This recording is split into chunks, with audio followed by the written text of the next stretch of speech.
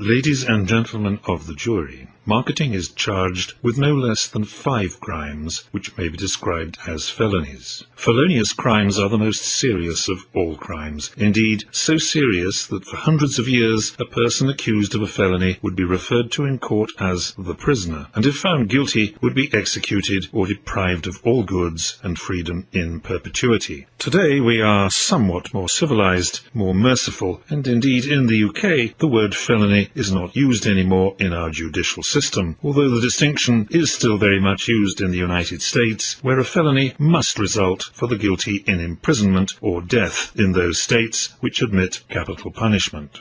Whatever the word used to describe them, these crimes are of the most serious nature, and the accused is without doubt guilty as charged on all 5 counts. I shall not call witnesses to provide evidence of guilt on these 5 charges. The facts speak for themselves. The accused is charged with first-degree murder of untold numbers of guiltless brands. Brands, ladies and gentlemen of the jury, are not inanimate objects. Brands are people. They talk, they walk, they have personalities. In Kotler and Keller's seminal work, Marketing Management, these writers state clearly on page 254 that brands have personalities. And the American daughter and father team, Jennifer Aaker of Stanford and David Aaker of the University of California at Berkeley, describe brands in terms of sincerity, excitement, competence, sophistication, and ruggedness, and as capable of self-analysis. These 4 are the recognized top scholars on the planet when it comes to marketing, and, ladies and gentlemen of the jury, they have no doubt that brands have personalities.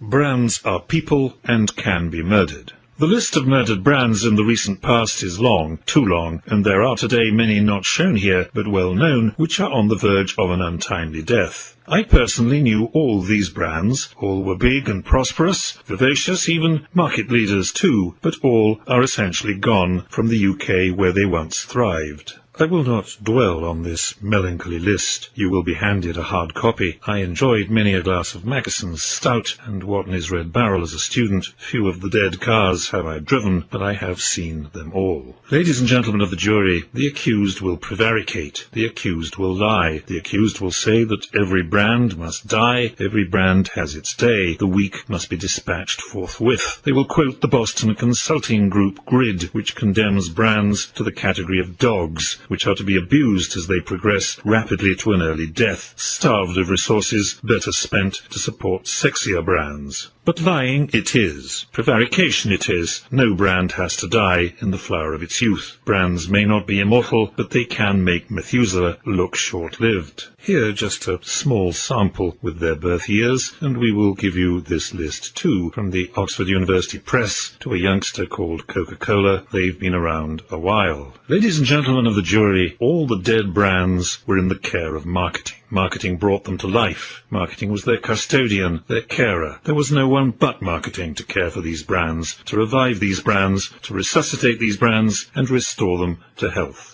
Marketing is the guilty one, not the markets, so often cited as scapegoat. So no, ladies and gentlemen of the jury, these brands were your sons, your daughters, done to death by their custodians, their parents, murdered by marketing. You must find marketing guilty of this most foul of crimes, murder in the 1st degree.